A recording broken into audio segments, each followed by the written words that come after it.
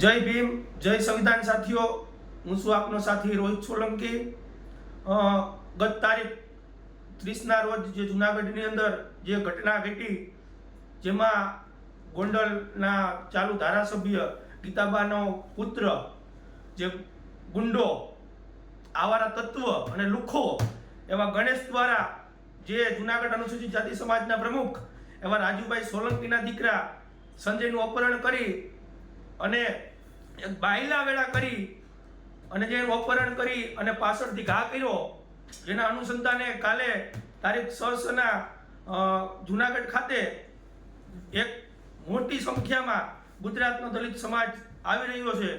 તો આપ પણ ખાસ કરીને જુનાગઢ જિલ્લાના દલિત સમાજના વ્યક્તિઓને વિનંતી કે આપ જુનાગઢ જિલ્લાના જેટલા પણ તાલુકા છે, જેટલા પણ ગામડા છે, તમામ ગામ વાઇઝ કમસે કમ 50 લોકો તો આવવા જ જોઈએ, જેથી આપણી તાકાત બતાવીએ અને જે અત્યાચાર થયો છે એની સામે ન્યાયની લડીએ। જય ભીમ, જય સંવિધાન।